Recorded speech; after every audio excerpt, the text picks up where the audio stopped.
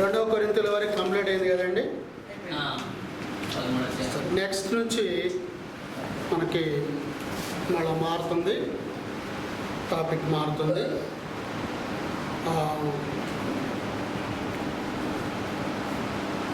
Part 2లో మనము గల్తీలకు రాసిన దగ్గర నుంచి మనం స్టార్ట్ చేయాలనుకుంటాం కదా. సరే, సోదరులు రాలేదా, బయటకు వెళ్ళారా? రావడంతో ఏదో అన్నారు కదా, క్లాస్కి రావడంతో ఏదో అన్నారు కదా, ఏదన్నారు? అది గుర్తుంటుందిలే. దాని తర్వాత కూడా ఇంకోటి ఏదో అన్నారు మీరే, ఏదో అన్నారు కదా. దాని సంగతి ఏది ఇప్పుడు చూద్దాం. ఒక నిమిషం చూద్దాం.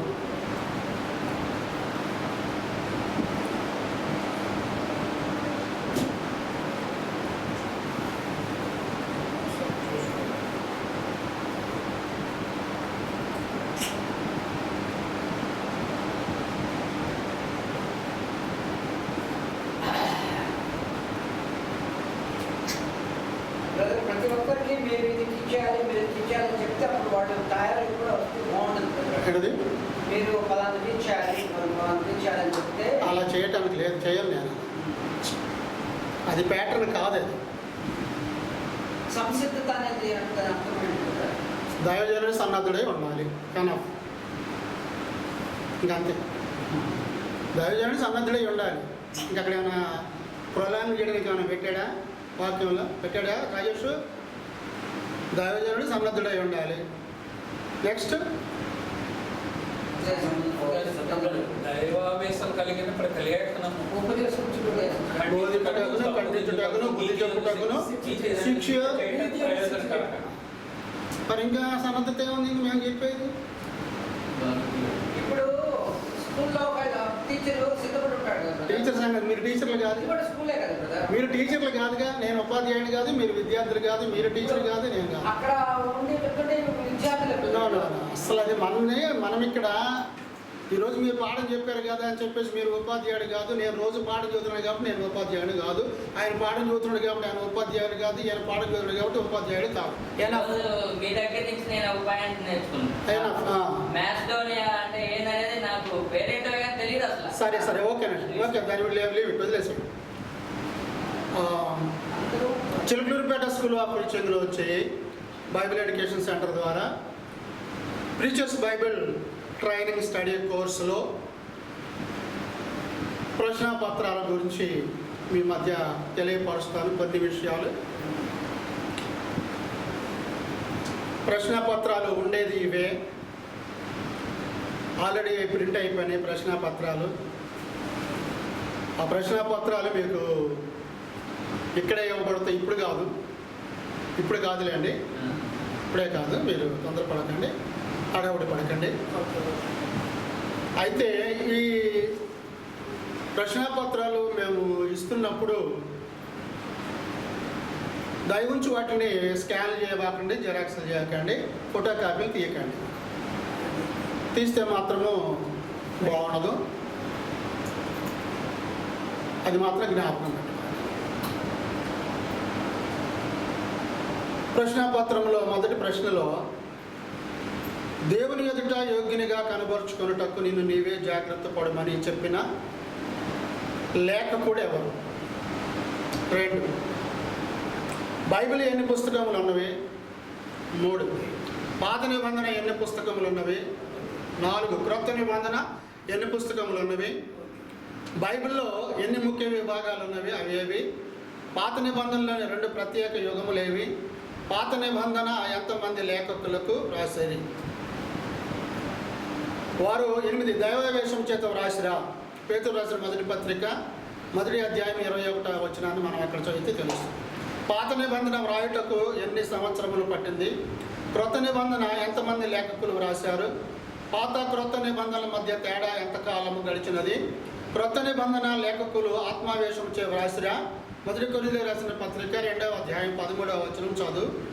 క్రొత్త నిబంధన వ్రాయుటకు ఎన్ని సంవత్సరములు పట్టింది? పాత నిబంధనలో ఆపండి సెల్ ఎవరో ఎన్నిసార్లు చెప్పినాక అంతే. పాత నిబంధనలో ఎన్ని భాగములు ఉన్నవి? ఆ విభాగముల పేర్లు, వాటిలో ఉన్న పుస్తకములు సంఖ్య వ్రాయము. పేర్లు, పుస్తకాలు. పాత నిబంధనలో పేర్లు, పాత నిబంధనలో ఎన్ని విభాగములు ఉన్నవి? ఎన్ని విభాగాలు ఉన్నాయి? 5. Yes. ఆ 5 పేర్లు ఆ పుస్తకాల పేర్లు. క్రొత్త నిబంధనలో ఎన్ని విభాగములు ఉన్నవి? ఆ విభాగముల పేర్లు, సువార్తలు అట్లా ఉంటాయి కదా. పుస్తకముల సంఖ్య వ్రాయము. క్రీస్తు చట్టము ఏ దినమునందు అమల్లోకి వచ్చును? దాన్ని బైబిల్ రిఫరెన్స్ వ్రాయము. బైబిల్ దేవుని వాక్యం అని నీవు నమ్ముచున్నావా? 20 ప్రశ్నలు. ఇది 20 ప్రశ్నల్లో 10 మార్కులే.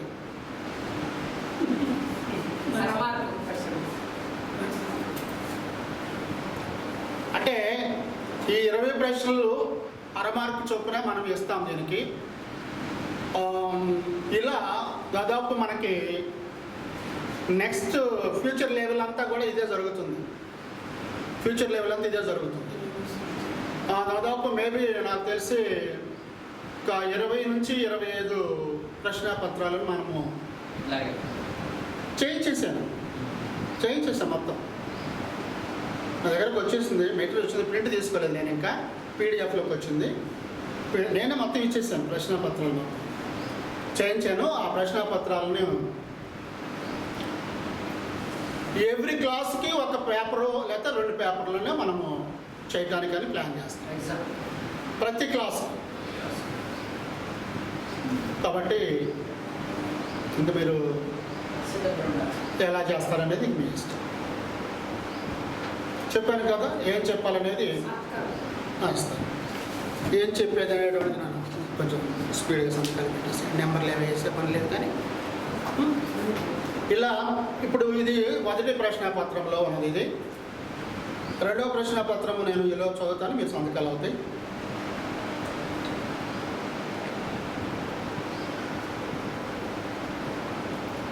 రెండవ ప్రశ్నాపత్రంలో మొదటి ప్రశ్న నుంచి, మనము ఎట్లా కలిగినో చెప్పుటకు మానవులు సిద్ధాంతములను ప్రవేశపెట్టిరా?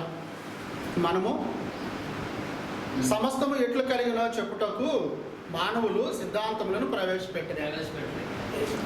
వాటిని గురించి బైబిల్ సిద్ధాంత రీత్యా బోధించుచున్నదా? 3. ఆదికాండము 1:1 బట్టి దేవుడు భూమి ఆకాశములను ఎట్లు కలుగ చేశాను?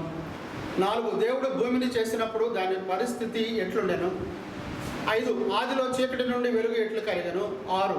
దేవుడు మొదటి దినమందు ఏమి చేసను? రెండవ దినమందు ఏమేమి సృజించను? 8. దేవుడు వీటన్నిటినీ సృజించుటలో ఏ శక్తిని ఉపయోగించను? దేవుడు మూడవ దినమందు ఏమేమి చేసను? 10. ఆరిన నేల నుండి దేవుడు ఏమని పిలిచాను? ఆరిన నేలను దేవుడు ఏమని పిలిచాను? జలరాశికి ఆయన ఏమని పేరు పెట్టాను? దేవుడు 4వ దినమందు ఏమి చేశాను? 13. దేవుడు సూర్యుని, చంద్రుని, నక్షత్రములను ఎందుకు చేశాను? ఆదికాండము 1:14-15 వచనాలు. 14వ ప్రశ్న, 5వ దినమందు దేవుడు ఏమి సృజించను? 15. జలరాశులు, ఆకాశ పక్షులను దేవుడు దీవించి ఏమి చెప్పాను? 6వ దినమందు దేవుడు సృజించిన వాటిని వ్రాయము. మానవుని ఏ దినమందు సృజించను? 18. మానవుడు ఎవరి స్వరూపమును సృజింపబడెను? 19. దేవుడు దేవుడు మన డాష్ మందు మన డాష్ నరులను చేదము అనెను. పూరించండి దాన్ని. దేవుడు 7వ దినమున ఏమి చేసినో వ్రాయము. ఇవి 2 ప్రశ్నాపత్రాలు ఒకే ఎగ్జామ్. 2 ప్రశ్నాపత్రాలు ఒకే ఎగ్జాము. ప్రశ్నాపత్రము మీకు ఇవ్వబడుతుంది. ఆ ప్రశ్నాపత్రము పైన మీరు ఎక్కడా పేరు రాయాల్సిన పని లేదు. క్రింది భాగంలో పేరు రాయాలి. కింది భాగంలో మొదటి పేజీలోనేమో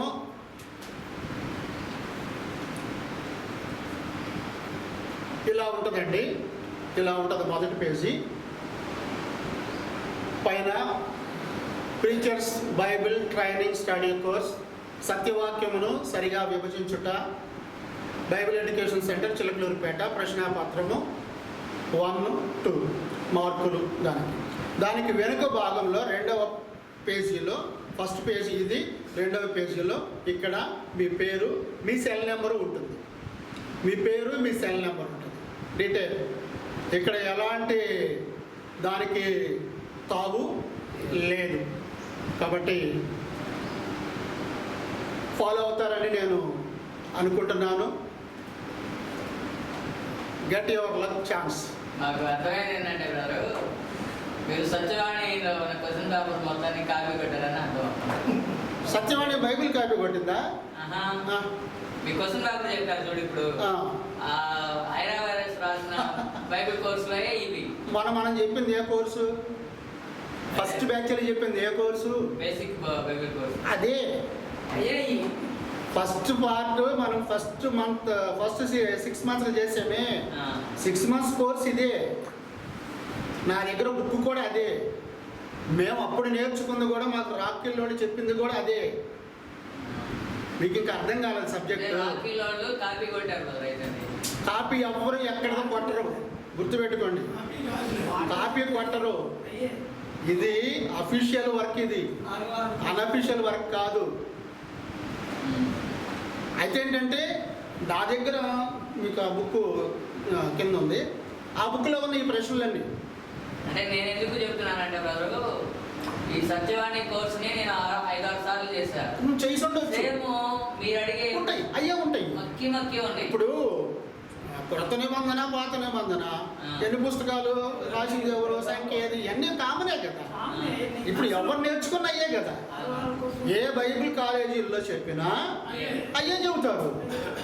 కాకపోతే వాళ్ళు మనకన్నా ముందు చెప్పుకుండొచ్చు, తర్వాత మనం చెప్పుకుండొచ్చు. అంత మాత్రం వాళ్ళ కాపీ అంటే మనకి బైబిలే కాపీ. మనకి బైబిల్ కాపీ మెయిన్. ఇప్పుడు ప్రతిదాన్ని మనము ఎవరినో చూసి మనం నేర్చుకుంటున్నాం కదా. మనం నేర్చుకుంటున్నావా లేదా? నువ్వు నేర్చుకుంటున్నావు, నీకు వచ్చు. మిగిలిన వాళ్ళకి సత్యవాణి సంగతి వాళ్ళకి తెలియదేమో.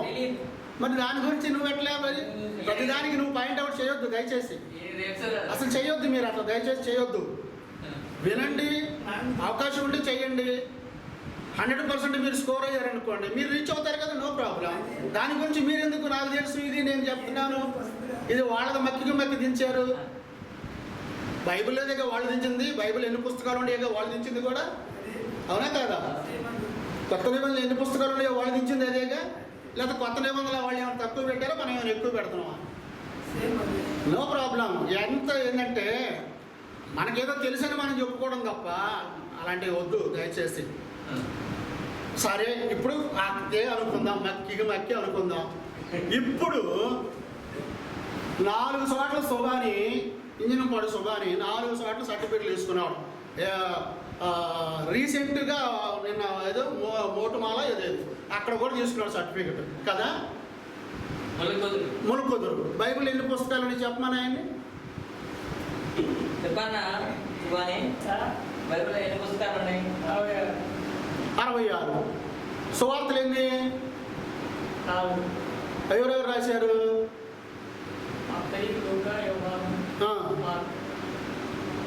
ఇంకా ఇప్పుడున్న ప్రశ్నలు ఎన్ని ప్రశ్నలు వచ్చు? అంటే నిన్ను టెస్ట్ చేయటం కాదు నా ఉద్దేశం. నిన్ను టెస్ట్ చేయటం కాదు, నిన్ను ఎగ్జాంపుల్ చెబుతున్నాను. బ్రహ్మం గారికి ఇక్కడ నేను ప్రతిదాన్ని నాకు వచ్చు అని చెబుతున్నాడు ఆయన. మీకు రాదన్న సంగతి ఆయన తెలియట్లా.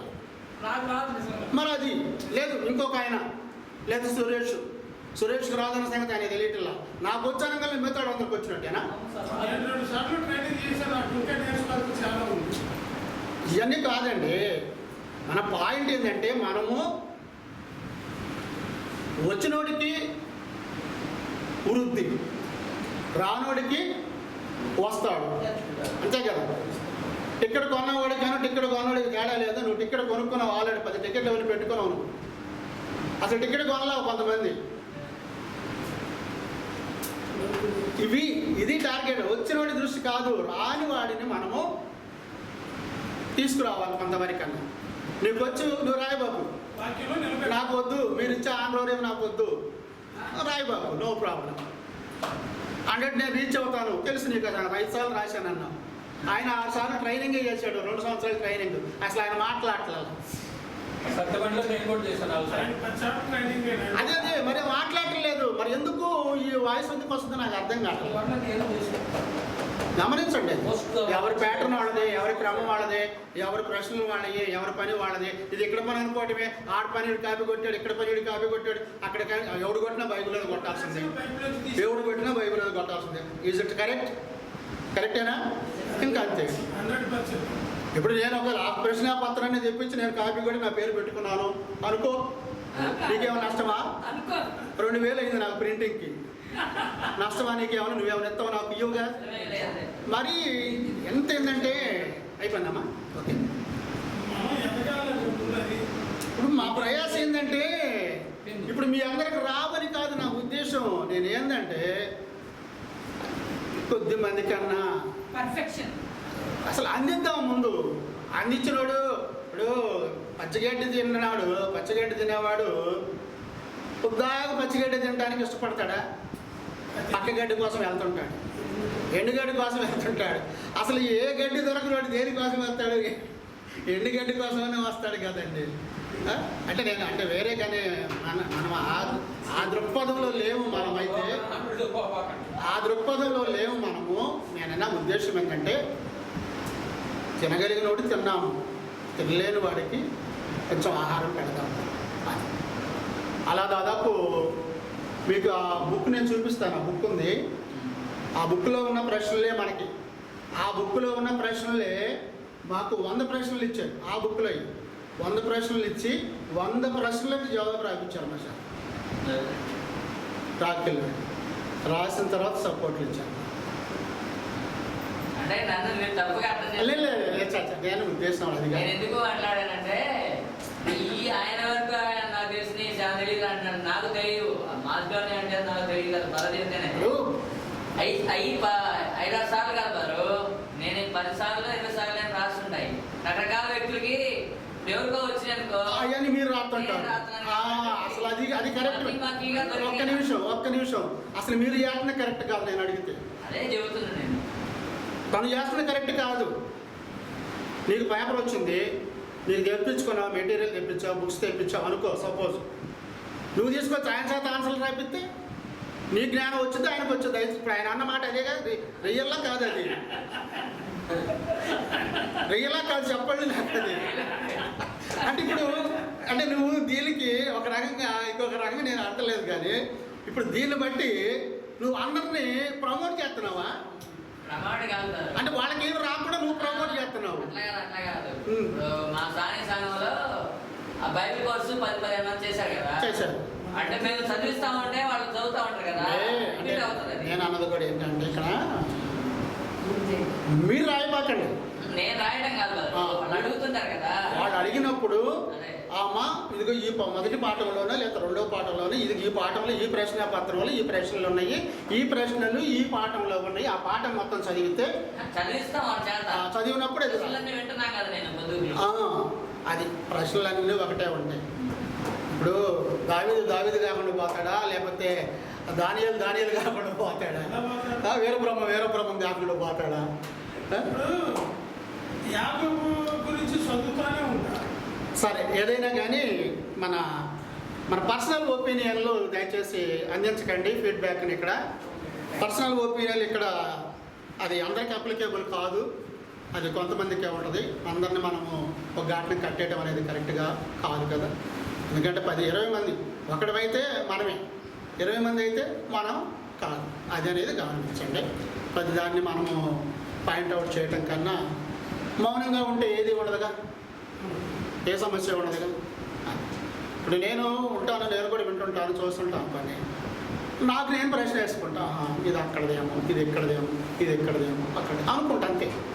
అంతేగాని మీరు అక్కడ చెప్పారు, ఇక్కడ చెప్పారు, అక్కడ చెప్పింది అది కాదా, ఇక్కడ చెప్పింది ఇది కాదా అనే దాని మీద మనం వెళ్ళామనుకోండి, అసలు ఇంకా మనం ఏంటంటే ఇక మనమే ఒక మామిడి చెట్టో లేకపోతే కొబ్బరి చెట్టో లేకపోతే కూడా అనుకుంటాం. మనం ఏదో నాయకులు పెడుతున్నాడు ఎలా గురించి ఇంకేం చెబుతారు?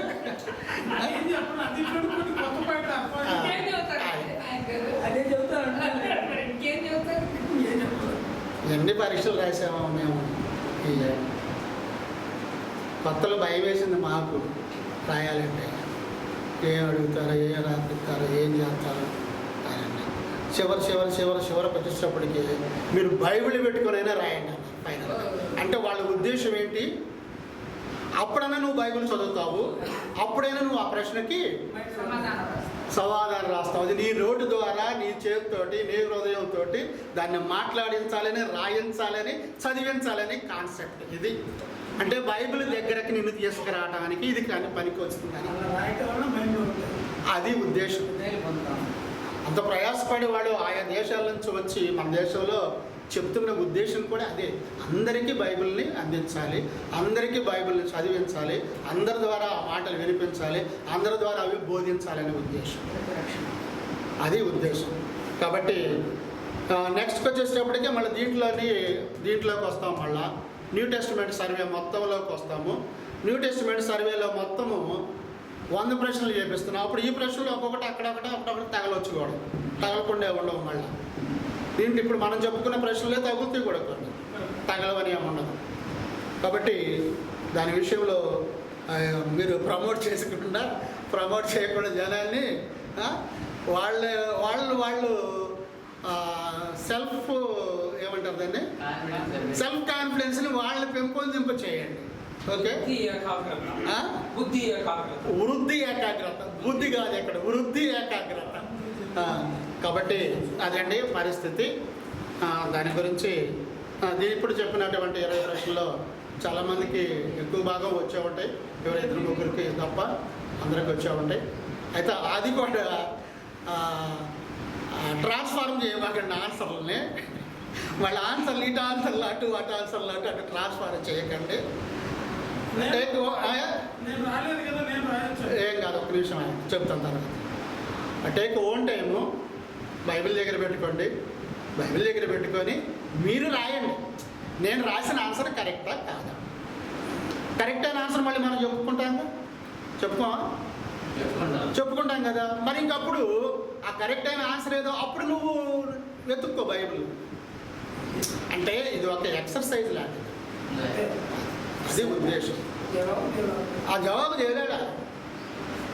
ఫస్ట్ మాకు ఇచ్చిన పేపర్లో కోటేశ్వరరావు, నేను, రాబర్ట్ ఉన్నాడా, రాబర్ట్ అప్పుడు జంగల్, మేమందరం కూర్చొని చదువుతూ డిస్కస్ చేస్తూ ఆ ప్రశ్నలు మొత్తానికి జవాబులు రాసాం. స్టార్టింగ్ చర్చిలు కేసులపల్లి చర్చిలు అంటే అక్కడ కూర్చొని మేము డిస్కస్ చేస్తూ వాక్యం చదువుతూ ఆ ప్రశ్నలకు జవాబులు రాసాం మేము. అంటే మేము టీముగా ఉన్నాం అప్పుడు. అంటే నాకు తెలిసింది ఒకటి ఉండొచ్చు, నాకు తెలియంది ఆయన దగ్గర తెలిసింది ఒకటి ఉండొచ్చు, అట్లాగా మేము చేసాం. అందుకు దాన్ని నేను ఇట్లా నేను తీసుకురావాలని రుద్దటం ఏం కాదు, ఇది రుద్దేది ఏముంది ఇందులో. ఇప్పుడు మీకంటే ఫ్లూయెంట్ అంటే మీరు ఫ్లూయెంట్, అందరూ ఫ్లూయెంట్ అనుకోమాకండి, మీరు అనుకోవద్దు అట్లా మాత్రం. ఎందుకంటే ఇది మిమ్మల్ని దృష్టిలో పెట్టుకొని పెట్టేది కాదు, లేకపోతే కోడిశ్రమ దృష్టిలో పెట్టుకొని పెట్టేది. ఇది చాలామంది ఉన్నారు, వాళ్ళు దానియాలు గారు రాలేదు, ఇర్రెగ్యులర్ అయిపోయాడు. కాజు ఏదో చెబుతాడు, అక్కడ కాజులు కుదరమని మనమే చెబుతున్నాం మళ్ళీ, కానీ ఇక్కడ మాత్రం కాజులు చెప్పాలి, అక్కడ మాత్రం కాజులు కుదరాలి. అది ఏదైనా ఏంటంటే నేను ఇప్పుడు కిందకి వెళ్తే నాకు ఇంట్లో ఒక న్యూస్, హ్యాపీ న్యూస్. వీళ్ళు మనకు కావాల్సిన వాళ్ళు, ఇంట్లో వీళ్ళు మనకు కావాల్సిన వాళ్ళు, వీళ్ళు మన ఆత్మీయులు, మన ఆప్తులు వీళ్ళు అని చెప్పింది కింద నుంచి. 8:30 అంటే పావు గంట అటు ఇటు, అర్ధగంట అటు ఇటు వచ్చారు. వీళ్ళు మనము కలిసి ముందుకు వెళ్ళాలి అని ఇంట్లో మాకు. ఎందుకు అనంటే ఇది కలెక్టివ్ మెథడ్తో వెళ్ళాలి. మనం కలెక్టివ్ మెథడ్తో వెళ్తేనే వెళ్తుంది, కానీ సర్వలోకానికి వెళ్ళి సర్వసృష్టికి సువార్తను ప్రకటించండి అని ఒకడికి చెప్పాడా, మరి ఎవరికి చెప్పాడు? ఒక్కడ పోవడానికి లేదు కదా, అసలు ఒక్కడ పోయి సువార్త ప్రకటన చేయొద్దు అంటున్నాడు కదా సువార్థికుడిని. కాబట్టి అది మా ఆలోచన. అది మీ ప్రశ్నలు ఏమైనా మీరు అనుకోండి, నాకు సంబంధించిన విషయం కాదు, దాని గురించి నేను ఆలోచన చేయను. అలాంటప్పుడు ఇప్పుడు ఇంకొక చిన్న ఎగ్జామ్షన్ ఇస్తా. అట్టేటప్పుడు కోటేశ్వరరావు గారికను వీరబ్రహ్మం గారి ఈ పరీక్షలో ఈ కాంటెస్ట్లో పాల్గొనడానికి అవకాశం లేకుండా ఉంటే పోతుంది. అప్పుడు మేము కూడా స్టూడెంట్లే కదా. అట్లా కాదుగా, మీరు గెయిన్ చేశారనుకో, ఇప్పుడు 100 మీరు గెయిన్ చేశారనుకో, మరి వాళ్ళ ఎగ్జామ్స్ ఇచ్చి అప్పుడు వాళ్ళ ఎగ్జామ్స్ లెక్కేయండి. అవునా? ఈయన 4 సంవత్సరాల అనుభవం ఉందండి. ఈయన కూడా తీసేయండి అసలు. ఈయన కూడా తీసేయండి. ఎట్లా?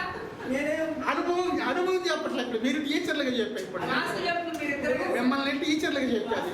నా ఉద్దేశం కాన్సెప్ట్ అర్థమైందా? ఇప్పుడు మీరు క్లాసులు బాగా చెప్పారు, దాదాపు 18 నెలల నుంచి క్లాసులు చెప్తున్నారు.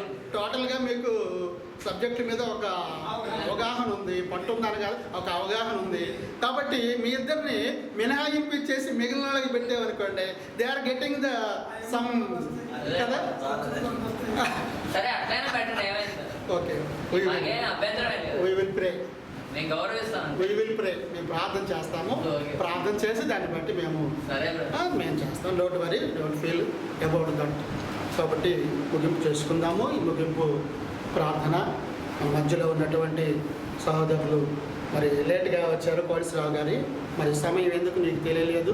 వాట్సాప్ గ్రూప్లో మీకు లేదా? మీ అబ్బాయి వాట్సాప్ గ్రూప్కి పెట్టాను, నీ గ్రూప్కి పెట్టాను. 8:30 అని చెప్పాను నేను. 8:30 అని చెప్తే మీరు చాలా డిలే అవుతుంది. నాకు సరే క్లాస్ జరిగిందిగా. క్లాస్ జరగకుండా ఆగదు కానీ. కాబట్టి ముగింపు ప్రార్థన కోటేశ్వరరావు గారు వచ్చి ముగింపు ప్రార్థన చేస్తారు. తర్వాత గ్రూప్ తీసుకుందాము. తర్వాత ఎవరి సీట్లలో వాళ్ళుంటే వాళ్ళకి కవర్స్ లేక ట్రావెల్ వాళ్ళకి ఇవ్వబడుతుంది. తర్వాత అక్కడ తీసుకొచ్చినటువంటి బాక్స్ ఇక్కడికి వస్తుంది. ఒక్కొక్కళ్ళకి ఒక్కొక్క బాక్స్ని ఇచ్చి డిస్ట్రిబ్యూషన్ చేసి పంపిస్తాం. ఓకే, ఏం బాక్సా? బిర్యానీ మాత్రం కాదు, curd rice with lemon chutney, lemon pickle.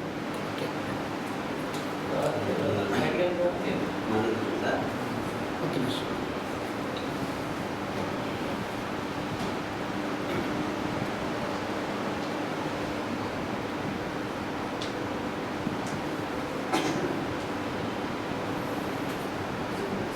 రండి సార్. ఏమన్నా కరెంట్ పోయింది కదా, ఇక్కడ రికార్డ్ అవుతుంది. ఇక్కడ రికార్డ్ అట్లానే బ్లూ స్విచ్ ఆపేసావా? బ్లూ స్విచ్ బయట ఏమో కూలర్ ఆపి పైకి. ఓకే, బయట కూలింగ్ దాన్ని ఆపేసి కరెంట్ దగ్గరికి రండి. ప్రార్థన. ప్రేమ నమ్మకం గల మా ప్రియ పరలోకపు తండ్రి, నీ ఉచితమైన ప్రేమను బట్టి నమ్మకాన్ని బట్టి ఇంతవరకు మమ్మల్ని అందరినీ సజీవులుగా ఉంచుకొని చిలుకలూరుపేట 38వ వార్డులో బైబిల్ ఎడ్యుకేషన్ క్లాస్లో మమ్మల్ని అందరిని ప్రవేశపెట్టి సజీవులుగా ఉంచుకున్నందుకు మీకే కృతజ్ఞతాస్తుతులు చెల్లిస్తున్నాం. ఎందరికీ లేని మహర్భాగ్యాన్ని మాకు మాత్రమే సహాయం చేసి బైబిల్ నేర్చుకోవడానికి ఇచ్చిన తరబీదును బట్టి మరొకసారి కృతజ్ఞతాస్తుతులు చెల్లిస్తున్నాం. స్థానికంగా సంఘం ద్వారా నడిపిస్తున్న విధానాన్ని బట్టి నీకు మరొకసారి కృతజ్ఞతాస్తుతులు చెల్లిస్తాను. సంఘాన్ని నడిపిస్తున్నాను సహోదరుడిని బట్టి కూడా నీ సన్నిధిలో జ్ఞాపకం చేసుకుంటున్నాను. ఇలాంటి మంచి కార్యాలు అనేక రీతిగా నీ నిమిత్తం నేర్చుకోవడానికి కావాల్సిన ప్రభుత్వం మాకు అందరికీ సహాయం చేయండి. ఇక్కడికి వచ్చిన ప్రతి సహోదరుని బట్టి నీ సన్నిధిలో జ్ఞాపకం చేసుకుంటున్నా. వినిన దాన్ని విడిచిపెట్టకుండా వారి సంఘాల్లో సంఘస్థులందరికీ సవినయంగా వివరంగా నేర్పించడానికి కావాల్సిన నీ జ్ఞానాన్ని మాకు అందరికీ సహాయం చేయండి. ఇదిగో తండ్రి, కొరింథీ పత్రిక నుంచి నేర్చుకున్న విధానాన్ని బట్టి మేమందరమును నేర్చుకునే బిడ్డలుగా ఉండి తర్బీదు పొందుతూ సంఘస్థులకు నేర్పించడానికి కావాల్సిన పౌలు గారు ఏ విధంగా అయితే సంఘాలన్నిటిని గురించి చింత కలిగి ఉన్నాడు, మేమైతే మా సంఘాల గురించి చింత కలిగిన వారంగా ఉండాలని అపరిశుద్ధ గ్రంథము ద్వారా మమ్మల్ని హెచ్చరించినందుకు నీకు ఏం చెల్లించను రుణస్థులమే. మరణ పర్యంతం వరకు ఇలాగున ఈ బైబిల్ గ్రంథాన్ని నేర్చుకోవటానికి కావలసిన సమయాన్ని మాకు అందరికీ సహాయం చేయండి. ఇదిగో తండ్రి, సెషన్ అంతటిని నీకు మహిమకరంగా జరిగించినందుకు మరొకసారి నీ ప్రేమను బట్టి నీకు కృతజ్ఞతాస్తుతులు చెల్లిస్తున్నాం. మేమందరమును కలిసి మరి ఒక తరగతిలో మేమందరమును నీ సత్యవాక్యాన్ని నేర్చుకుని బిడలగాను ఆయత్తం చేయండి. జరగవలసిన ప్రతి విషయాన్ని మీ చేతులకు అప్పగిస్తున్నాం. మీరే అధ్యక్షత వహించండి. మహిమ, ఘనత, ప్రభావాలు మీరు పొంది నీ చిత్తమైతే మాకు రావాల్సిన ఈవులను, ఆశీర్వాదాలను సకాలంలో సహాయం చేసి ఆ ఆశీర్వాదము ద్వారా మేము అనేక మందికి నిన్ను నేర్పించే బిడలుగా మమ్మల్ని ఆయుధం చేయమని సమస్తమును నీ ప్రియం చేతులకు అప్పగించుకుంటాం. మా ప్రభువును మా రక్షకుడైన యేసుక్రీస్తు సర్వశక్తి గల నామాన్ని బట్టి అడిగి వేడుకొని ప్రార్థిస్తున్నాము తండ్రి. ఆమేన్. అందరికీ మీ అందరికీ వందనాలండి.